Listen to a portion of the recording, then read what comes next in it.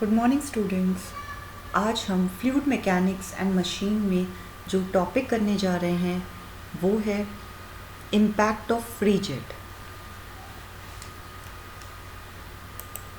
Impact of jet. The jet is a stream of liquid coming out from nozzle with a high velocity under constant pressure। तो सबसे पहले हमें पता होना चाहिए जेट के इम्पैक्ट से पहले कि जेट होता क्या है। तो जेट बेसिकली लिक्विड की एक स्ट्रीम होती है या आप बोल सकते हैं एक धार होती है जो कि पर्टिकुलर नोज़ल से आती है। अगर आप देखें यहाँ पे पाइप बना हुआ है और पाइप में आगे जाके नोज़ल कनेक्ट है। नोज़ल और नैरो हो जाता है बट एक नैरो ओपनिंग को हम नोज़ल बोलते हैं। इस नोज़ल से जब कोई पानी की धार या कोई लिक्विड की स्ट्रीम आएगी तो वो जेट कहलाएगी। अब ये जो लिक्विड की स्ट्रीम या पानी की धार जिसे आप बोल रहे हैं, इसकी कहीं ना कहीं ये बहुत हाई वेलोसिटी के साथ आएगी, प्लस इसमें प्रेशर कांस्टेंट रहेगा। ठीक है, तो ये आप इमेजिन कर सकते हैं कि नोज़ल से जब कोई लिक्विड की स्ट्रीम आती है तो वो कितनी हाई वेलोसिटी के साथ आ सकती है। Impact of jet means the force exerted by the jet on a plate which may be stationary or moving.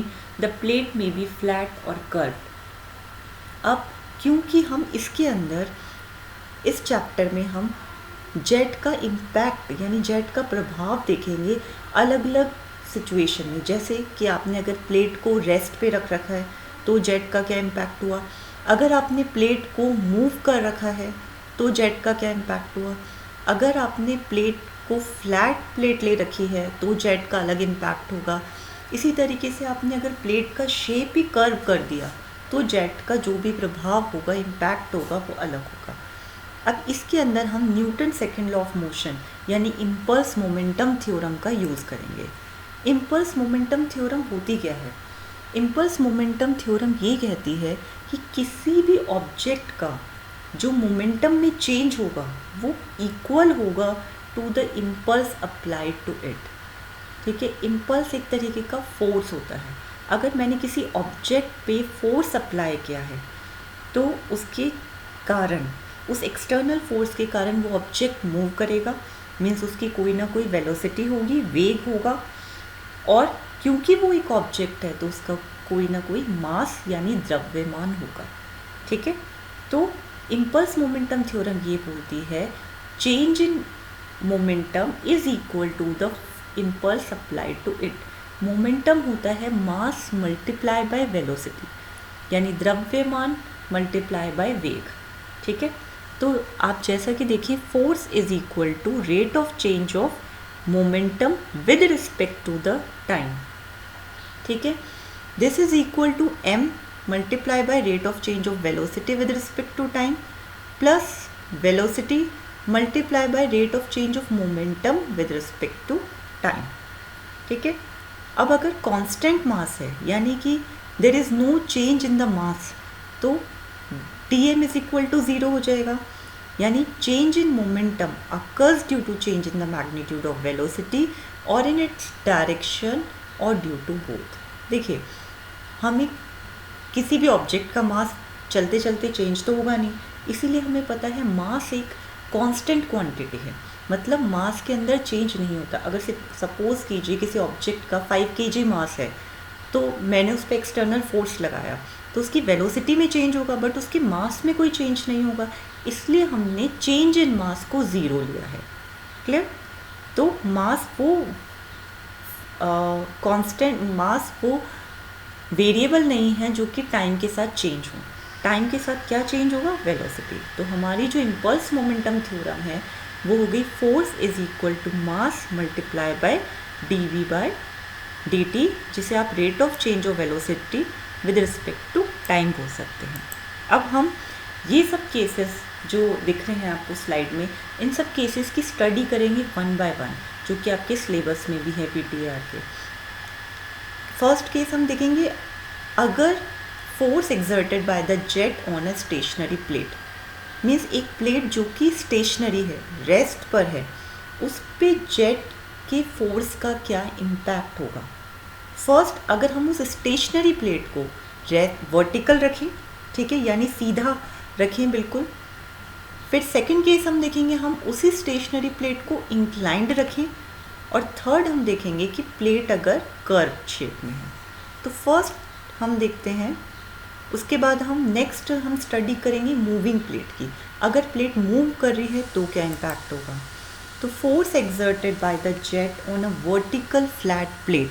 देखिए जब प्लेट स्टेशनरी है, यानी when the plate is stationary, आप देखेंगे ये पाइप है, ये नोज़ल है, ये एरिया जेट का एरिया है। देखिए ये नोज़ल से निकलने के बाद जेट आता है, तो ये है आपका जेट, ये एक्सेस है जेट की, जेट का एरिया है। अब होता क्या है, v है velocity of the jet, jet की velocity in the direction of x, d है डायमीटर ऑफ द जेट, और a है area of the cross section of the jet. Area of the cross section of the jet means pi d square upon 4।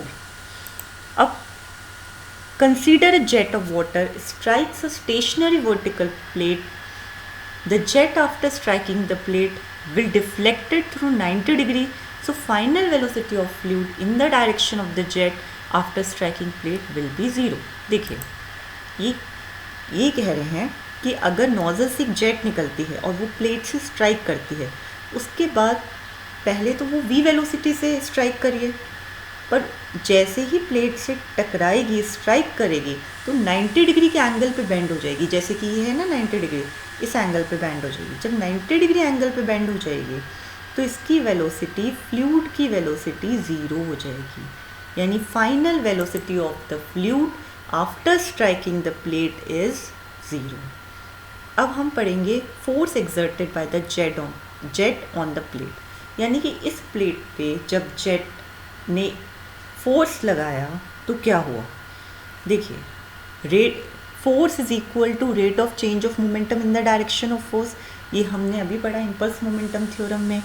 Rate of change of momentum means क्या हुआ, initial momentum minus final momentum divided by time.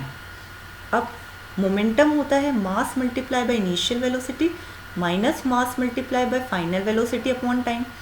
Mass upon time common हो गया, initial velocity minus final velocity, ठीक है। इसी तरीके से मास upon time, यहाँ पे सेकेंड लिख दिया है। Velocity of the jet before striking, देखिए ये ऑब्वियस है, इनिशियल वेलोसिटी यानी जो प्रारंभिक वेग है वो होगा जब जेट नोजल से निकला है, मतलब उसने प्लेट से स्ट्राइक नहीं किया, प्लेट से टकराया नहीं है, और प्लेट को टकराने के बाद उसकी वेलोसिटी दूसरी हो जाएगी, जो कि हमने अभी देखा है 0 हो जाएगी। तो rho A V upon initial velocity v minus 0, तो आपका हो गया रो ए वी स्क्वायर। यानी आपका फॉर्मूला जो मिलता है फोर्स का, जब कोई स्टेशनरी प्लेट वर्टिकल है और जेट उससे टकराता है तो फोर्स कितना होता है, रो ए वी स्क्वायर, ठीक है। नेक्स्ट हम पढ़ेंगे अगर वर्टिकल प्लेट है और प्लेट मूव कर रही है तो क्या इम्पैक्ट होगा। देखिए नेक्स्ट में हम, ये पाइप है, ये नोज़ल है, ये वर्टिकल प्लेट है। अब ये है कि बस ये प्लेट मूव कर रही है, जब मूव करेगी तो क्या होगा, rate of change of momentum in the direction of force हम निकालेंगे। Again final velocity minus initial velocity, ठीक है। बट क्योंकि ये मूव कर रही है तो रिलेटिव वेलोसिटी जो जेट की होगी with respect to the plate वो होगी v माइनस यू, ठीक है। v minus U, v velocity से जेट नोजल से निकला है और स्ट्राइक करने के बाद प्लेट की खुद की जो वेलोसिटी है वो है u, ठीक है। प्लेट की खुद की वेलोसिटी है u, तो वो हो गई रिलेटिव वेलोसिटी कितनी होगी, v माइनस यू। क्लियर। जब दो चीज़ें एक साथ मूव करती हैं, जैसे जेट भी मूव कर रहा है, प्लेट भी मूव कर रही है, तो हम उस केस में हमेशा रिलेटिव वेलोसिटी फाइंड करते हैं। Rate of change of momentum in the direction of force, in this case work is done by the jet on the plate as the plate is moving, ठीक है। और stationery plate जो काम करती है वो 0 हो गया। तो work done by the jet on the flat plate moving, सबसे पहले हम rate of change of momentum निकालेंगे, तो इनिशियल माइनस फाइनल, और मूविंग प्लेट का भी हम देखेंगे तो रिलेटिव वेलोसिटी माइनस 0, ठीक है। तो हमारे पास फोर्स ये आ गया। अब जेट के द्वारा क्या काम हो रहा है फ्लैट मूविंग प्लेट पे? देखिए स्टेशनरी प्लेट पे तो जो भी काम होगा वो 0 होगा, ठीक है। हम निकालेंगे work done per second is equal to force multiply by distance in the direction of force divided by या फोर्स डिवाइडेड बाय टाइम, ठीक है। तो rho A V minus U का होल स्क्वायर, ये तो हमने फोर्स निकाला है, मल्टीप्लाई बाय यू जो कि किसकी वेलोसिटी है, मूविंग प्लेट की वेलोसिटी है, वो हमने ली है, ठीक है। जो भी मूविंग प्लेट है उसकी वेलोसिटी हमने ले ली यू। तो ये हो गया कि जेट के द्वारा कितना काम हुआ है फ्लैट मूविंग प्लेट पे।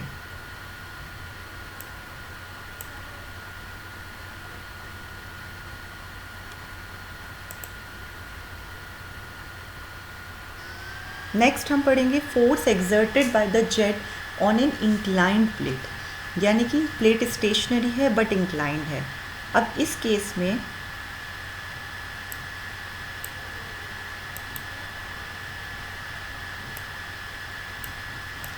में अगर आप देखें कि नोज़ल से, ये नोज़ल है, ग्रीन कलर की जेट है और ये इंक्लाइंड प्लेट है। तो इंक्लाइंड प्लेट पे आते ही बट स्टेशनरी है तो हम ये एंगल देखेंगे F X, F N, theta degree angle V sine theta, हमने कंपोनेंट निकाल लिए वी कॉस थीटा।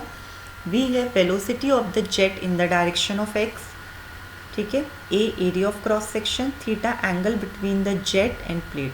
देखिए ये जेट है और ये प्लेट है, इन दोनों के बीच का जो एंगल है, ये प्लेट और जेट के बीच का एंगल है theta. Mass of water striking the plate per second is equal to rho multiply by A V, क्योंकि इनिशियल वेलोसिटी जो है वो कितनी है जेट की v। Next force exerted by the jet on the inclined plate direction normal to the plate F N, यानी कि F N हम निकालेंगे जो फोर्स लग रहा है इंक्लाइंड प्लेट पे परपेंडिकुलर, वो हो गया मास ऑफ वाटर स्ट्राइकिंग पर सेकेंड, जो कि हमने अभी निकाला है, कितना है रो ए बी, ठीक है। अब हम ये एफ एन फाइंड कर रहे हैं, ये देखिए ये, यानी कि इस प्लेट के परपेंडिकुलर जो फोर्स लग रहा है वो फाइंड कर रहे हैं हम। अगर आप देखें ये प्लेट है, इसके जस्ट 90 डिग्री पे एक एंगल अगर आप 90 डिग्री बनाते हैं इस प्लेट से तो एफ एन फोर्स लगता है, ठीक है। जो हो गया rho A B V sine theta minus 0, initial velocity minus final velocity. ये हमने कैसे ली है, देखिए इस डायरेक्शन में इनिशियल वेलोसिटी है वी साइन थीटा, ठीक है, और फाइनल वेलोसिटी क्या हो जाएगी 0 after striking the plate.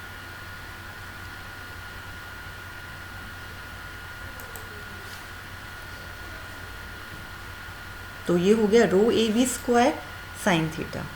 This normal force can be resolved into two components, one in the direction of the jet and other perpendicular to the direction of the jet. अब इस F N को हमने दो parts में divide किया है, दो components में, एक तो डायरेक्शन ऑफ फ्लो हो गया और एक परपेंडिकुलर टू द फ्लो। ये देखिए ये कंपोनेंट है जो एफ एन, इसको हमने एफ एक्स यानी इन द डायरेक्शन ऑफ फ्लो, और अगर ये फ्लो की डायरेक्शन है तो इसके परपेंडिकुलर डायरेक्शन ये हो गई, उसमें हमने एफ वाई किया है। तो component of F N in the direction of flow, F N cos 90 minus theta, 90 degree minus theta, यानी F N is equal to sine theta. Cos 90 minus theta होता है साइन थीटा। तो force F N हमने already निकाल लिया, ये value हम यहाँ पुट करेंगे, तो rho A V square sine theta multiply by sine theta means rho A V square sine square theta. Next component of F N perpendicular to the flow, यानी F N is equal to sine 90 degree minus theta is equal to F N multiply by cos theta, ठीक है। Cos 90 trigonometry formulas हैं ये कि sign 90 degree minus theta होता है cos theta और cos 90 degree minus theta होता है साइन थीटा। फिर हमने अगेन Fn की वैल्यू पुट की तो ये आ गया। अब हम ये क्यों ले रहे हैं, देखिए अगर आपको कंपोनेंट क्लियर नहीं हो रही तो आप इससे देख सकते हैं। इसका जो कंपोनेंट Fn का इन the direction of in the direction of x वो है Fn multiply by cos 90 degree minus theta, ठीक है। क्योंकि जो कंपोनेंट होता है इन द डायरेक्शन ऑफ थीटा वो होता है cos और परपेंडिकुलर होता है sin 90 माइनस थीटा, ठीक है।